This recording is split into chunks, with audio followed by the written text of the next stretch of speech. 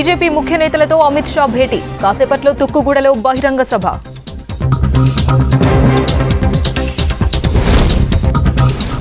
తేమ పేరుతో కోత పెడితే తాట తీస్తా. మిల్లర్లకు మంత్రి గంగుల వార్నింగ్.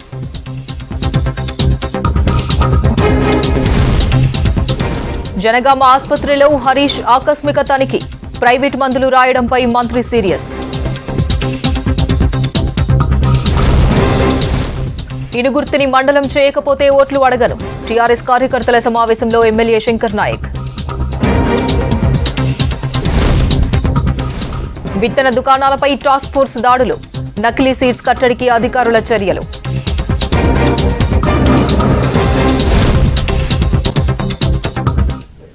కాసేపట్లో తుక్కుగూడ బహిరంగ సభకు హాజరు కానున్నారు కేంద్ర హోంమంత్రి Amit Shah.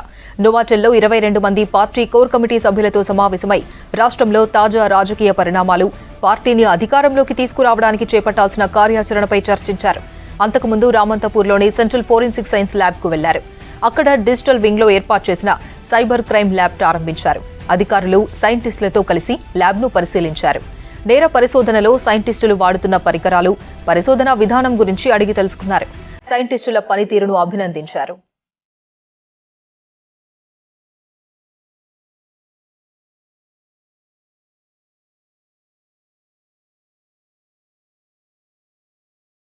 Party state chief Bandi Sanjay చేస్తున్న ప్రజా సంగ్రామ యాత్ర ముగింపు సందర్భంగా తుక్కుగూడలో బహిరంగ సభ ఏర్పాటు చేసింది బీజేపీ నేతలు.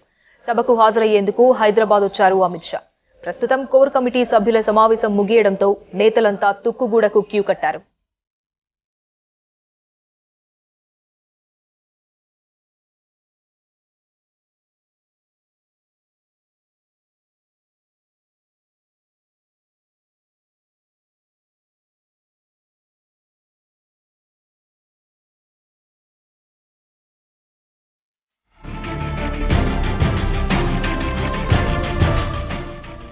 కాసేపట్లో తుక్కుగూడ బహిరంగ సభకు హాజరు కానున్నారు కేంద్ర హోంమంత్రి అమిత్ షా. నోవాటెల్లో 22 మంది పార్టీ కోర్ కమిటీ సభ్యులతో సమావేశమై రాష్ట్రంలో తాజా రాజకీయ పరిణామాలు, పార్టీని అధికారంలోకి తీసుకురావడానికి చేపట్టాల్సిన కార్యాచరణపై చర్చించారు. అంతకుముందు రామంతపూర్లోని సెంట్రల్ ఫోరెన్సిక్ సైన్స్ ల్యాబ్కు వెళ్లారు. అక్కడ డిజిటల్ వింగ్లో ఏర్పాటు చేసిన సైబర్ క్రైమ్ ల్యాబ్ ప్రారంభించారు. అధికారులు సైంటిస్టులతో కలిసి ల్యాబ్ను పరిశీలించారు. నేర పరిశోధనలో సైంటిస్టులు వాడుతున్న పరికరాలు, పరిశోధనా విధానం గురించి అడిగి తెలుసుకున్నారు. సైంటిస్టుల పనితీరును అభినందించారు.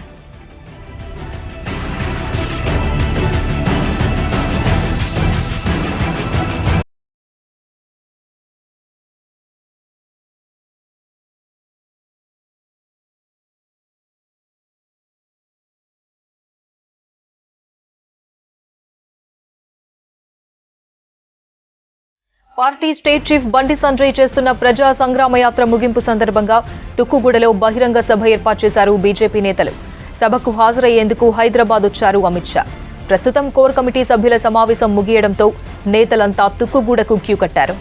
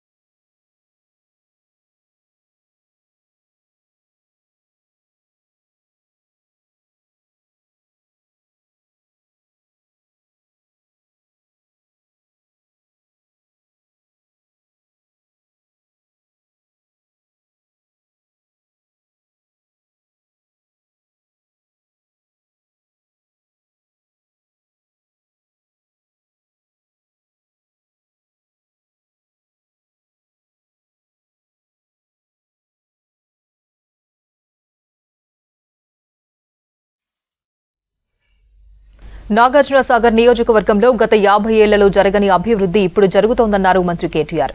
గతంలో జిల్లా నుంచి మంత్రులుగా పనిచేసిన వాళ్లు ఎలాంటి డెవలప్మెంట్ చేయలేదన్నారు. నాగార్జున సాగర్ నియోజకవర్గంలో పర్యటించారు కేటీఆర్.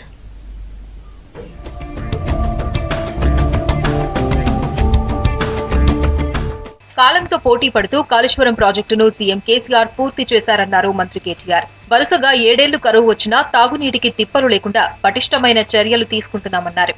నల్గొండ జిల్లా నాగార్జున సాగర్ నియోజకవర్గంలో పర్యటించిన కేటీఆర్ సొంకిసాల ఇంటేక్ వెల్ పనులకు శంకుస్థాపన చేశారు. 1450 కోట్ల రూపాయలతో అదనంగా 16.5 టీఎంసీల నీటిని పంపింగ్ చేసేలా ఇంటెక్ వెల్ నిర్మిస్తున్నామని చెప్పారు. వచ్చే ఎండాకాలం వరకు ప్రాజెక్టు పూర్తి చేస్తామన్నారు.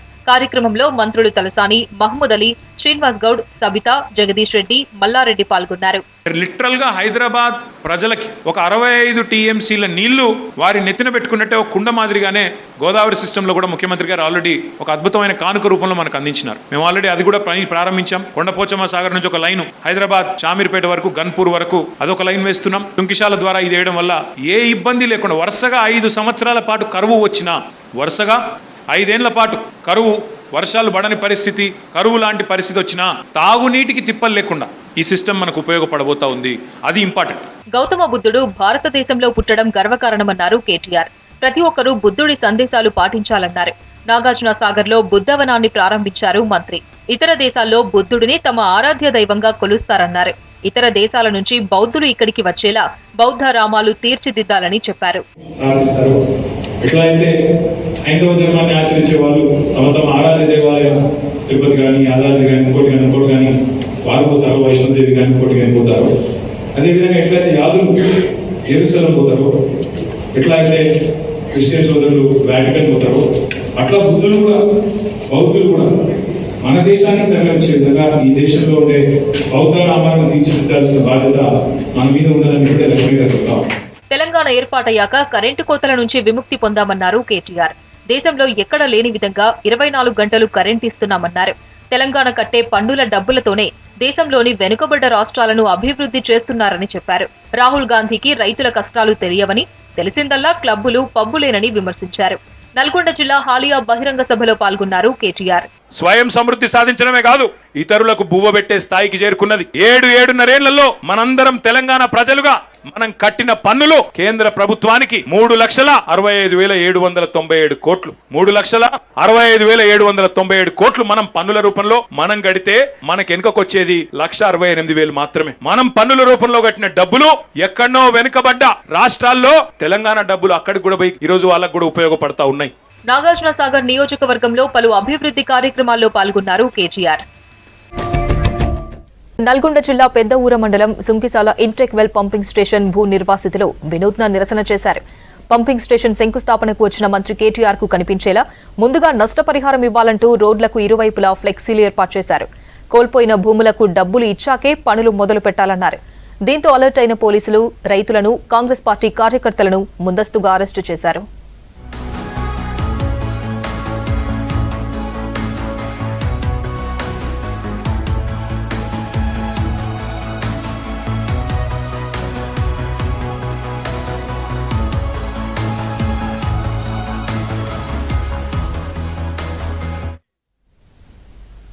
జనగామ జిల్లాలోని మాతా శిశు ఆరోగ్య కేంద్రాన్ని ఆకస్మికంగా తనిఖీ చేశారు మంత్రి హరీష్ రావు. ఆసుపత్రిలో సౌకర్యాలపై పేషెంట్స్ తో మాట్లాడారు. ఆసుపత్రిలో సేవలు బాగున్నాయని రోగులు మంత్రికి చెప్పారు. అయితే ప్రైవేటు మెడికల్ దుకాణాలకు మందులు రాయడంపై వైద్యుల మీద ఆగ్రహం వ్యక్తం చేశారు. హాస్పిటల్లో సమస్యలపై నివేదిక ఇవ్వాలని సూపరింటెండెంట్ను ఆదేశించారు మంత్రి.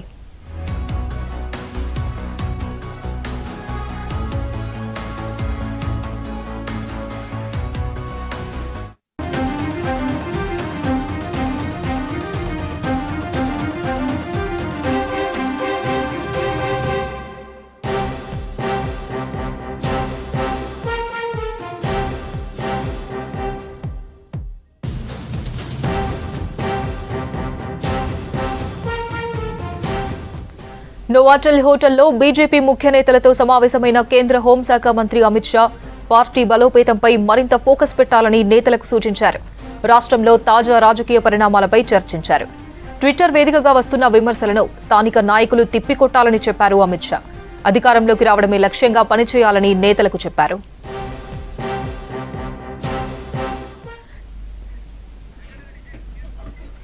కోర్ కమిటీ సభ్యులతో అమిత్ షా సమావేశానికి సంబంధించి మరింత సమాచారం నరేందర్ అందిస్తారు. నరేందర్, అప్డేట్స్ ఏంటి? రైట్,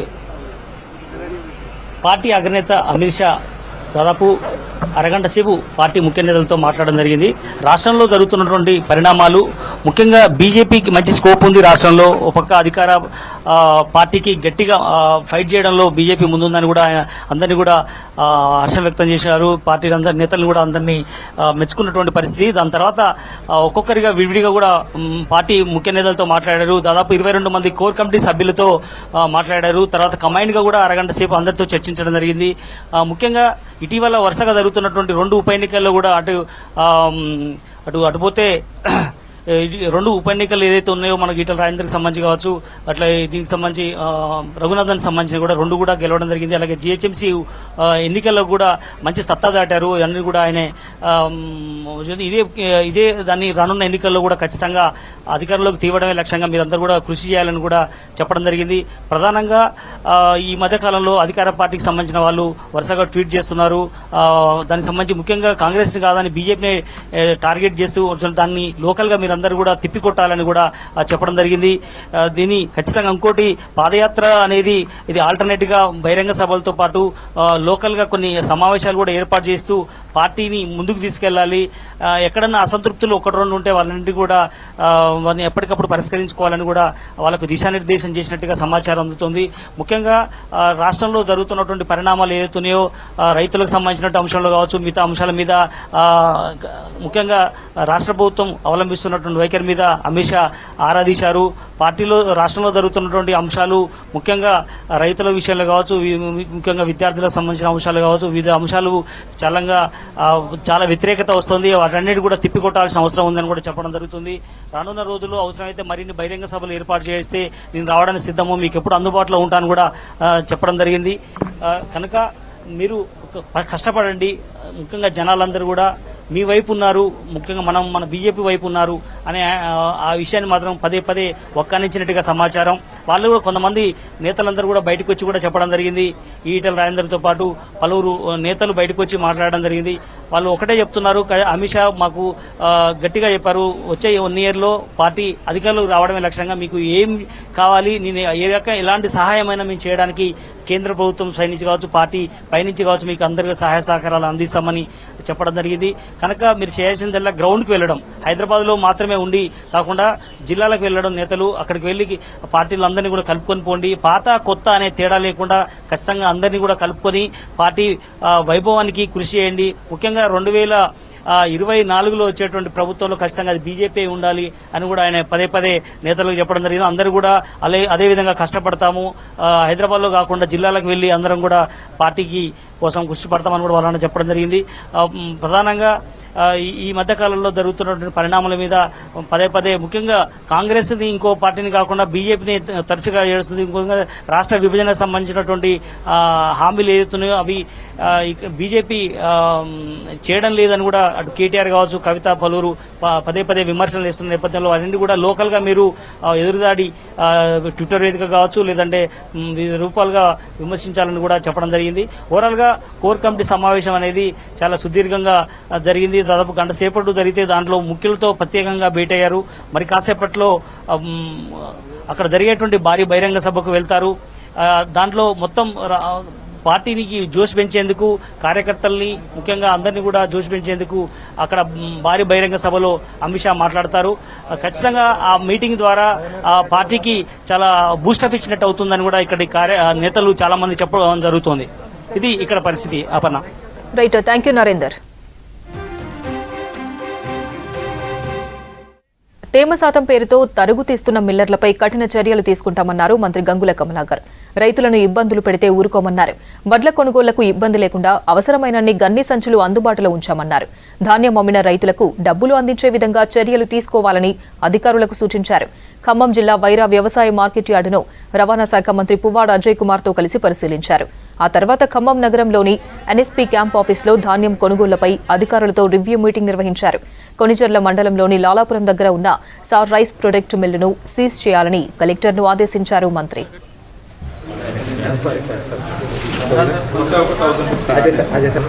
మొన్న మనం రీసెంట్ ఆ తర్వాత ఖమ్మం జిల్లా కేంద్రంలో 3.5 కోట్లతో నిర్మించిన బీసీ స్టడీ సర్కిల్ భవనాన్ని మంత్రి పువ్వాడ అజయ్తో కలిసి ప్రారంభించారు గంగుల. తెలంగాణ వచ్చాక బీసీ కులాల అభివృద్ధికి సీఎం కేసీఆర్ కృషి చేస్తున్నారన్నారు. తెలంగాణ రాకముందు 19 బీసీ గురుకులాలు ఉంటే ఇప్పుడు 200 బీసీ గురుకులాలను సీఎం కేసీఆర్ ఏర్పాటు చేశారన్నారు.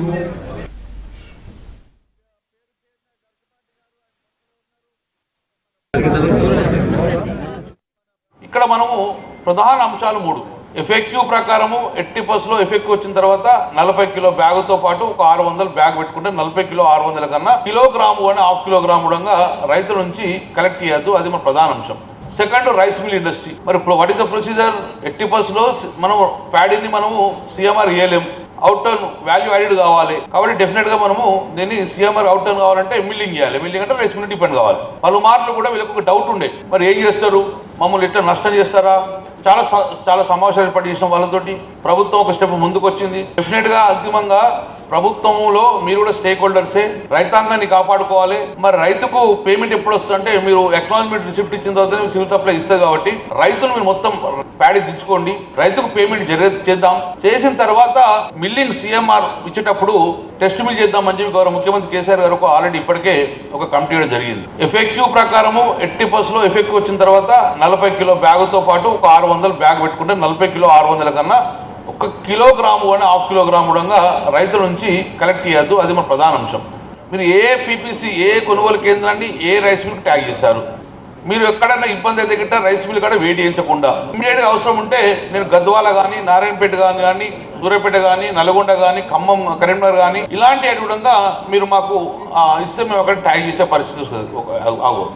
అద్భుతంగా 2.5 కోట్లతోని బీసీ భవన్ నిర్మాణం చేస్తా ఉన్నాం. అది కూడా ఒక మంచి కమ్యూనిటీ హాల్, ఫంక్షన్స్ కి, తర్వాత స్కిల్ డెవలప్మెంట్ సెంటర్ గా మరి దాన్ని కంప్లీట్ చేయాలనేది కూడా మా ఉద్దేశం.